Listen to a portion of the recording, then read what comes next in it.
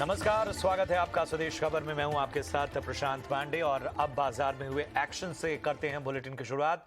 बाजार में आज लगातार दूसरे दिन तेजी देखने को मिली। आज बाजार में दायरे में कारोबार देखने को मिला। निफ्टी 17,770 के करीब बंद हुआ। निफ्टी के 50 में से 35 शेयरों में तेजी नजर आई। अडानी एंटरप्राइजेज और बजाज फाइनेंस में सबसे ज्यादा तेजी रही। वहीं सरकारी बैंक, एनर्जी, इंफ्रा और मेटल शेयरों से बाजार को सपोर्ट मिला। बाजार में हुए एक्शन के हाई पॉइंट्स बता रही हैं हमारी सहयोगी मानसी दवे। बिल्कुल, तो हफ्ते की शुरुआत ही अच्छी हुई और स्ट्रेट सेकंड ट्रेडिंग सेशन जबकि देखा हमने अच्छी मजबूती के साथ, हरे निशान के साथ इंडेक्सेस में अच्छी मजबूती पर ही बाजार दिन भर स्टॉक स्पेसिफिक मूव्स भी दिखा रहे थे और इंडेक्स में भी अच्छा खासा एक्शन दिख रहा था। एडवांस डिक्लाइन रेशियोज की अगर बात करें तो इसमें भी एडवांसेस का पलड़ा भारी था, जो कि क्लियरली बाजार के अंडरटोन को बुलिश बना रहा था। तो क्लियरली बुल यहाँ पर जो है आगे रहे और इनफैक्ट दिन भर में ही काफी हद तक एक्शन देखने को मिला। ये एक्शन जो है रिलायंस, आईसीआईसीआई बैंक, एसबीआई जैसे स्टॉक्स जो कि हैवी वेट्स है उनसे क्योंकि सपोर्ट मिलता हुआ दिखा, तो काफी हद तक वहां से कंट्रीब्यूशन दिखा। रिलायंस के तो नतीजों के ठीक बाद स्टॉक ने आज रिएक्ट किया और उस पर टेक्निकल एक्सपर्ट्स का भी मानना है कि इन स्तरों से भी खरीदारी के मौके बनते हुए दिख रहा है। और साथ ही बैंक्स फाइनेंशियल्स तो हम देख ही रहे हैं, एचडीएफसी बैंक, आईसीआईसीआई बैंक के पॉजिटिव सेट ऑफ नंबर्स के बाद, चाहे फिर बड़ी दिग्गज बैंक प्लेयर्स हो या फिर छोटी मझौली बैंकिंग बैंक्स हो, उनके भी अच्छे खासे सेंटिमेंट्स डेवलप होते हुए दिख रहे हैं और इन्हें क्लियरली एक ट्रेडिंग लेवल्स के तौर पर माना जा रहा है। पीएसयू बैंक स्पेस पर भी हमने देखा और पावर में सबसे ज्यादा तेजी आज के सत्र में देखने को मिली, जो कि काफी हद तक सरप्राइजिंग थी। अगर खबरों के दम पर स्टॉक स्पेसिफिक मूव्स की बात करेंगे, यूनिफकैम में जो हिस्सा खरीदने की खबर आई, इससे इप्का लैबोरेटरीज में 10% तक की गिरावट देखने को मिली। एक न्यूज फ्लो था जिसका एक इम्पैक्ट जरूर देखने को मिला। वहीं मैनेजमेंट में बदलाव का असर सीजी कंज्यूमर के चार्ट्स पर भी देखने को मिला। हालांकि जोमैटो पॉजिटिव ब्रोकरेजेस यहां पर आती हुई देखने को मिली और इसके चलते हमने देखा कि अच्छी खासी मजबूती के बीच स्टॉक में ऑलमोस्ट 4% के अपमूव्स पर ही ट्रेड्स देखने को मिले। सिटी की तरफ से जो पॉजिटिव रिपोर्ट आई उसका एक इम्पैक्ट था, जो कि जोमैटो के चार्ट, और इसी के चलते न्यू एज टेक्नोलॉजी स्टॉक्स में आज एक अच्छा एक्शन देखने को मिला। आईएफएल सिक्योरिटीज जहां पर अच्छे नतीजे थे, उसके ठीक बाद हमने देखा 9% तक के अपमूव्स इस स्टॉक में देखने को मिले। तो इस स्टॉक पर भी खासतौर से नजर रखनी चाहिए क्योंकि रिजल्ट के बाद ये ट्रेडर अब फेवरेट बनता हुआ देखने को मिला।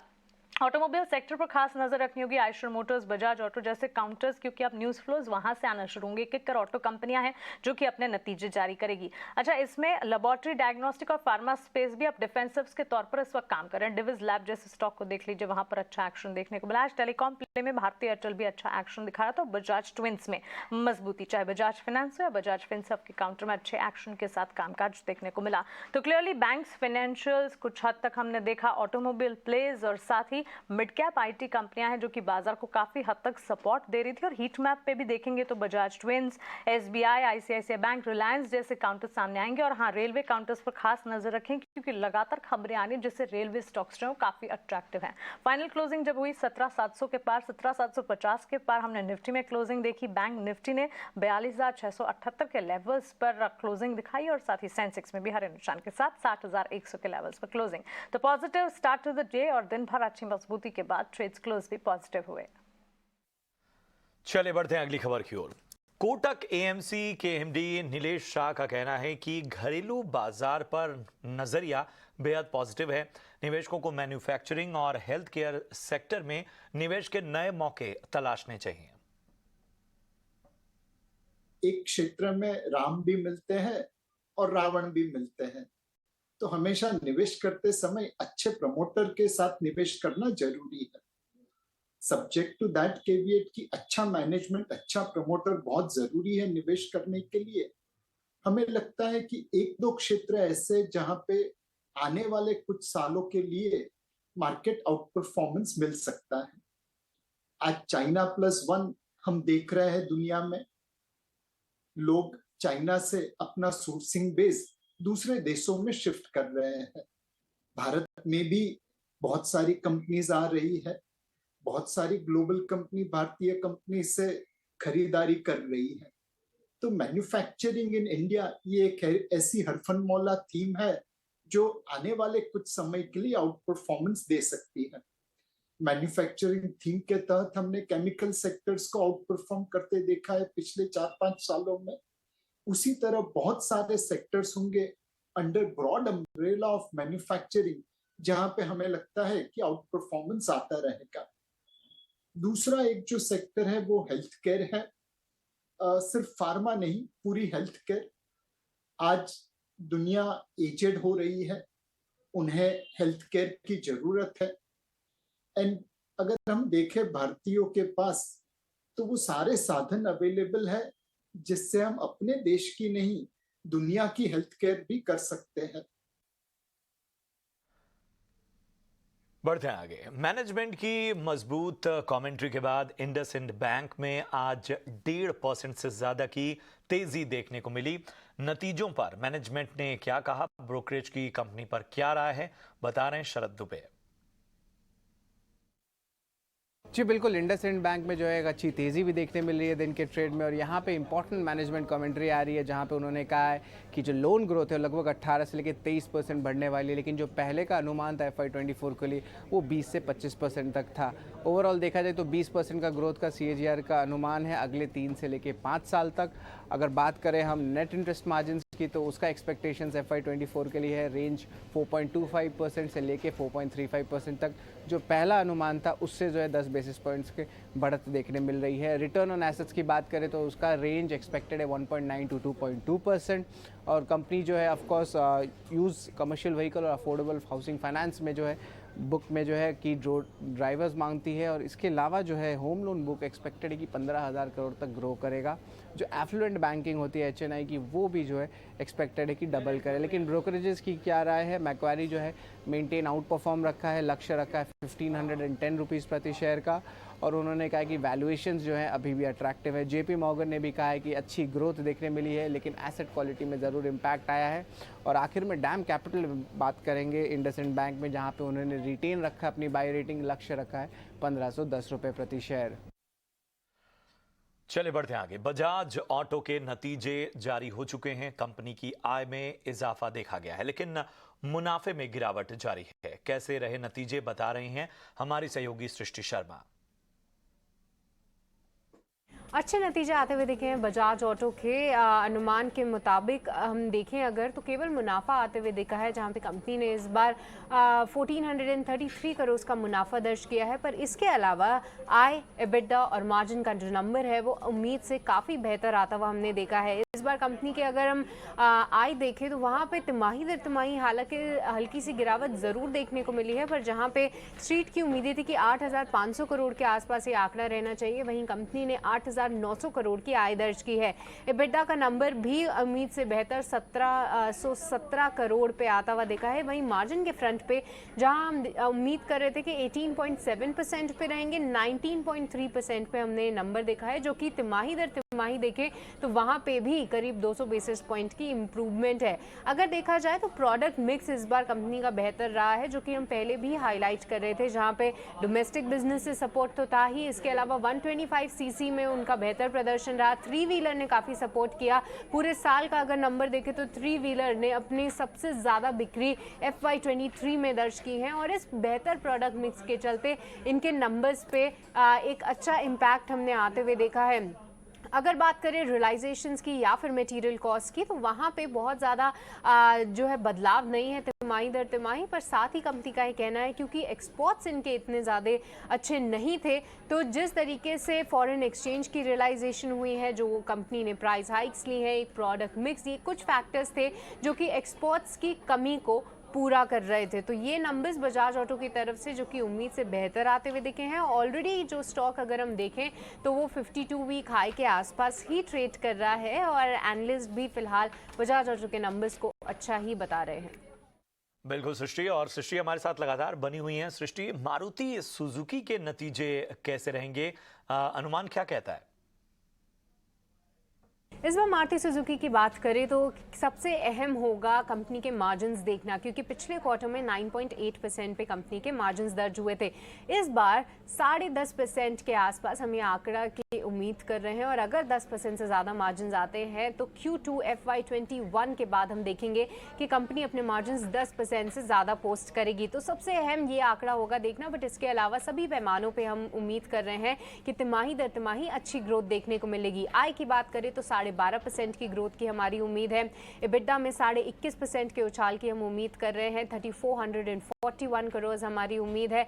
मार्जिन हमने बताया ही कि 10.5% के आसपास हम अनुमान लगा के चल रहे हैं और मुनाफे में 6.5% के ग्रोथ के साथ 2502 करोड़ ये आंकड़ा आते हुए दिख सकता है। रियलाइजेशंस की बात करें तो जिस तरीके से कंपनी ने प्राइस हाइक्स लिए हैं, वॉल्यूम्स इंप्रूव होते हुए नजर आए हैं, वहां पे 3% की ग्रोथ रहेगी। एसयूवी का जो मार्केट शेयर है उसमें बहुत ज़्यादा सुधार तो नहीं हुआ है, पर हाँ देखना काफ़ी इंपॉर्टेंट होगा कि आगे के लिए किस तरीके का कंपनी आउटलुक देख रही है। काफ़ी सारे नए लॉन्चेस भी हुए हैं, उसको लेकर भी क्या बुकिंग नंबर सामने आ रहे हैं उस पर भी नज़र रहेगी। और आखिरी में जो कि डीलर्स अभी हाईलाइट कर रहे हैं कि धीरे धीरे करके जो कार की बुकिंग नंबर्स है उसमें थोड़ी कटौती हो रही है, उस पर कंपनी का क्या कहना है इस पर भी हमारी नज़र रहेगी। तो मारुति सुजुकी के नंबर्स का इंतजार है। बहुत बहुत शुक्रिया सृष्टि आपका इस अहम जानकारी के लिए। बजाज फाइनेंस के Q4 नतीजे कल आने वाले हैं, कैसे रह सकते हैं नतीजे, बता रही हैं वामाक्षी। जी बिल्कुल, बजाज फाइनेंस के चौथे तिमाही के नतीजे एक्सपेक्टेड है और हम एक अच्छे सेट ऑफ नंबर्स एक्सपेक्ट कर रहे हैं। नेट इंटरेस्ट इनकम में हम 29% की year on year growth expect कर रहे हैं 6,186 करोड़ पर। पीपीओपी यानी कि प्री प्रोविजनिंग ऑपरेटिंग प्रॉफिट में भी करीब 29% का उछाल नज़र आ सकता है। मुनाफा में करीब 23% की ईयर ऑन ईयर ग्रोथ नज़र आ सकती है और मुनाफा करीब 2,978 करोड़ पर एक्सपेक्टेड है बजाज फाइनेंस के लिए। प्रोविजंस अगर हम देखें सिक्वेंशियली डिक्लाइन हो सकते हैं 841 करोड़ से 829 करोड़ पर। तो ओवरऑल अगर हम देखें एक मजबूत क्वार्टर की उम्मीद की जा रही है ग्रोथ और प्रॉफिटेबिलिटी को लेकर। नेट इंटरेस्ट इनकम का जो ईयर ऑन ईयर मोमेंटम है वो भी काफ़ी मजबूत रह सकता है ईवीएम को ट्रेंड को देखते हुए। ओपेक्स पर कंट्रोल और बेटर अदर इनकम के चलते पीपीओपी को भी अच्छा सपोर्ट मिलता हुआ नज़र आ सकता है और हम एक्सपेक्ट कर रहे हैं कि मार्जिन्स में थोड़ा सा मॉडरेशन आ सकता है और क्रेडिट कॉस्ट भी आगे चलते थोड़े मॉडरेट हो सकते हैं। सुधरते कलेक्शंस के चलते एसेट क्वालिटी में भी सुधार आने की उम्मीद की जा रही है। तो ओवरऑल ये थे सारे एक्सपेक्टेशंस बजाज फाइनेंस को लेकर, मगर कुछ इंपॉर्टेंट कमेंट्री जो आपको अपने रेडार पर रखनी होगी वो होगी कंपनी की ग्रोथ मोमेंटम को लेकर। क्या कंपनी ये ग्रोथ मोमेंटम को सस्टेन कर पाएगी, कंपटीशन क्या हो रहा है स्पेस में, इस पर कंपनी का क्या आउटलुक है, एनआईएम्स को लेकर कमेंट्री और उनके नए प्रोडक्ट लॉन्चेस को लेकर कमेंट्री, वो कैसे स्केल अप कर रहे हैं ये नए लॉन्चेस, इस पर हमें ज़्यादा फोकस करना होगा। तो ऑल इन ऑल अगर हम देखें तो बजाज फाइनेंस की तरफ से हम एक्सपेक्ट कर रहे हैं अच्छे सेट ऑफ नंबर्स और इसी के चलते स्टॉक फोकस में। और इधर HDFC लाइफ और SBI लाइफ के Q4 नतीजे कल आने वाले हैं, कैसे रह सकते हैं नतीजे, बता रहे हैं हर्ष। जी हाँ, तो जब HDFC लाइफ की बात करते हैं ग्रॉस प्रीमियम इनकम 25% से एक्सपैंड होगा 18,000 करोड़ के आसपास, वो particular number. PAT around 580 crore, 60% expansion PAT में ईयर ऑन ईयर बेसिस पे। VNB मार्जिन में भी एक्सपेंशन दिखेगा सिक्वेंशियली 29% VNB मार्जिन नंबर और VNB एक्सपेक्टेड है 1100 करोड़ पे, जो कि एक 20% एक्सपेंशन है। क्या एक्सपेक्टेड है? स्ट्रॉन्गर ट्रेंड्स नॉन पार में, वो टैक्स के जो एग्जेम्पशंस जो निकाल दिए गए हैं उसका इम्पैक्ट पड़ेगा ये पर्टिकुलर क्वार्टर में और मार्च, स्पेशली मार्च मंथ में HDFC लाइफ के नंबर्स पे स्ट्रॉन्ग ट्रेंड्स दिखेंगे विद रिगार्ड टू ग्रोथ। जो कि नया प्रोडक्ट लॉन्चेस होगा FY24 में, उस पर इन्वेस्टर्स की नज़र रहेगी क्योंकि वो पर्टिकुलर मेट्रिक ड्राइव करेगा ग्रोथ आगे जाके, तो वो उस पर एक नज़र रहेगी और परसिस्टेंसी रेशियोज पे भी नज़र रहेगी इन्वेस्टर्स की। SBI लाइफ का जब सवाल आता है 23% ग्रोथ ग्रॉस प्रीमियम इनकम में एक्सपेक्टेड है, अराउंड 21,500 करोड़ के आसपास वो particular number. Profit after tax 830 crore के आसपास एक्सपेक्टेड है, 25% एक्सपैंड होगा ईयर ऑन ईयर बेसिस पे। VNBs में सॉलिड एक्सपेंशन 30% और VNB मार्जिन्स भी सॉलिड 29% के आसपास एक्सपेक्टेड है।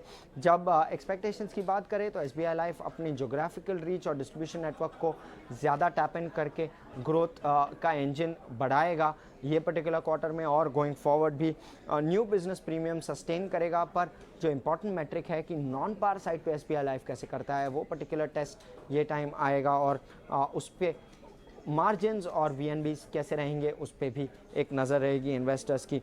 दूसरा है ऑफ कोर्स कि जो टैक्स रेगुलेशन में चेंजेस है, आगे जाके क्या प्रोडक्ट्स में चेंजेस आएंगे, क्या नए प्रोडक्ट्स SBI लाइफ पिवट करेगा, उस पर भी एक इन्वेस्टर्स की नज़र।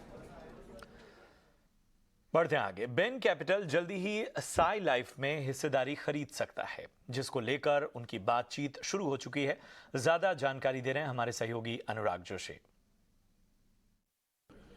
Private equity company Bain Capital ने साई लाइफ साइंसेज, जो कि एक कॉन्ट्रैक्ट फार्मास्यूटिकल कंपनी जिसे हम CDMO कहते हैं, उसमें भागीदारी खरीदने की बातचीत शुरू कर दी है। बेन कैपिटल ने एक अन्य प्राइवेट इक्विटी कंपनी TPG के साथ साई लाइफ में 43% भागीदारी खरीदने के लिए ड्यू डिलिजेंस शुरू कर दिया है, सूत्रों ने ET Now स्वदेश को बताया। अभी साई लाइफ साइंसेस में प्रमोटर्स की भागीदारी 38% है और एक अन्य फंड जो कि टाटा कैपिटल से जुड़ा हुआ है जिसका नाम HBM प्राइवेट इक्विटी इंडिया है, उसकी करीब 6% कंपनी में भागीदारी है। अभी TPG ने ये भागीदारी साई लाइफ में 1918 में टाटा कैपिटल से जुड़े कुछ फंड्स से खरीदी थी। और चलिए अब बात केरल को PM मोदी की तरफ से दिए गए गिफ्ट की, जिसमें सबसे स्पेशल है वंदे भारत और कोच्चि वाटर मेट्रो। केरल दौरे पर पहुंचे PM मोदी ने राज्य की पहली वंदे भारत ट्रेन को हरी झंडी दिखाई।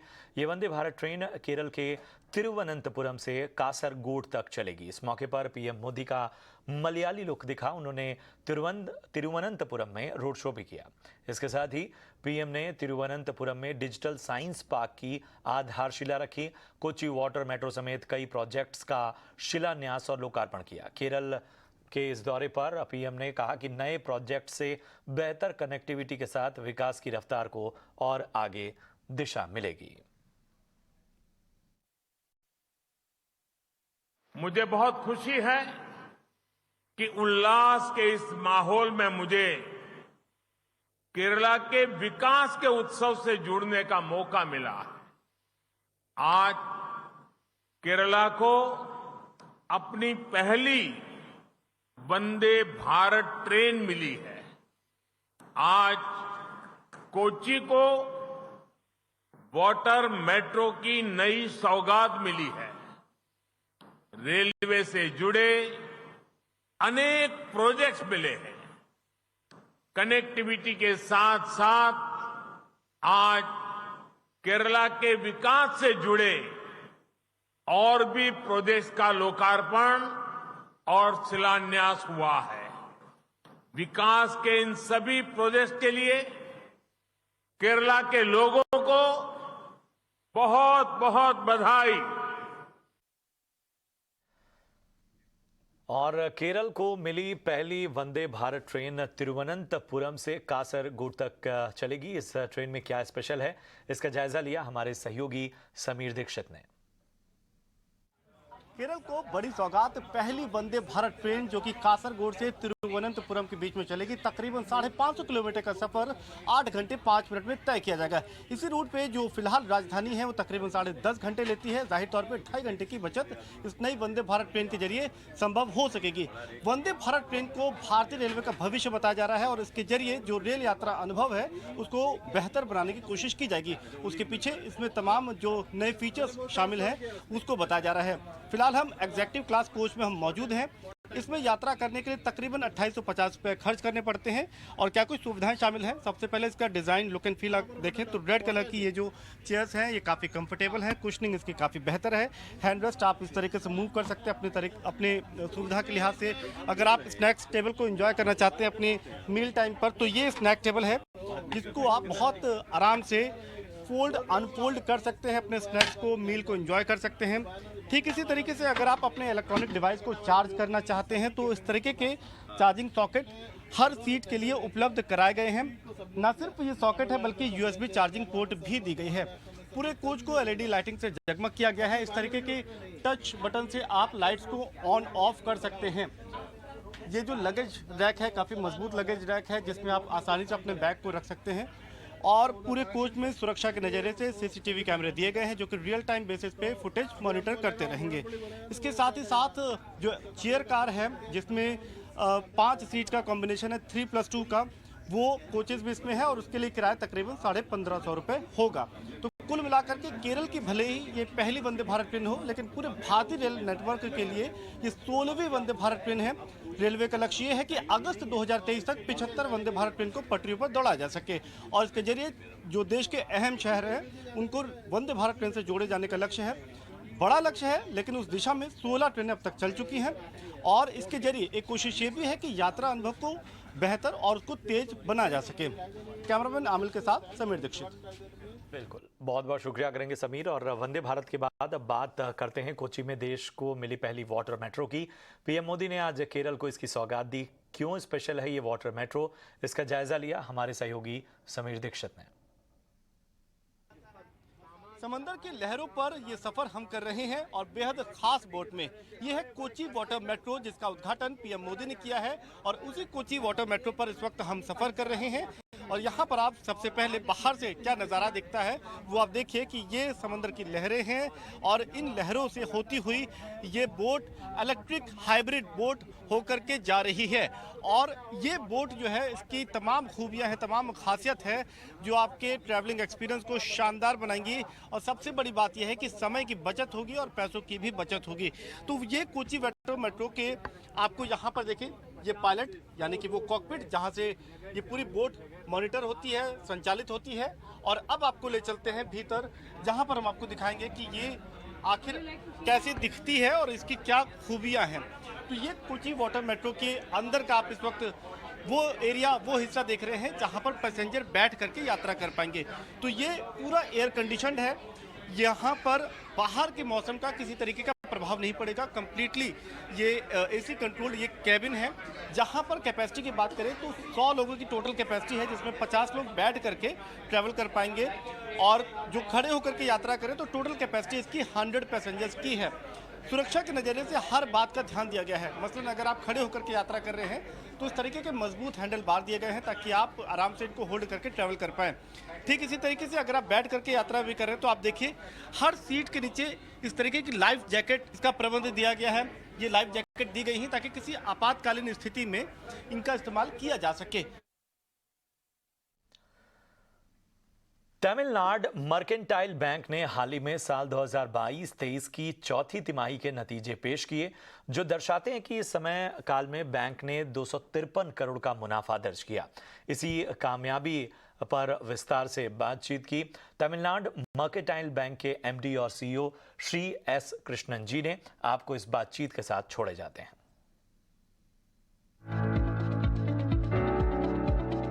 तमिलनाडु की तुत्तुकुड़ी से संचालित तमिलनाडु मर्केंटाइल बैंक ने साल 2023 की चौथी तिमाही में 253 करोड़ रुपए का मुनाफा दर्ज करके अपने पिछले साल की कमाई को बहुत पीछे छोड़ दिया है।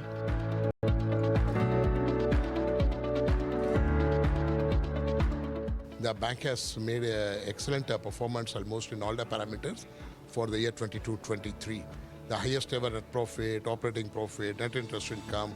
And if I look into the other parameters like the NIM or the return on assets or the gross NPA or net NPA, so you name the parameter, probably we have done extremely well. This 22-23 is a record year for the Tamil Nadu Mercantile Bank. I expect that the bank will continue to do well and excel in almost all the parameters. And it is my wish that the bank should be made as a pan-India bank and the most preferred digital bank. Bank के MD और CEO के मुताबिक bank अब digital बढ़ोतरी और व्यवसाय प्रक्रिया बदलाव के क्षेत्र में भी जोर शोर से काम कर रहा है। As a first phase, what we do is we have said that we will look into the MSME space. Because the MSME is one where I have around 37% of my loan book in MSME, and also taking the digitalization. So the digitalization, if I'm able to, the whole idea is that if you take the MSME, how I can make end-to-end digital for my MSME customer.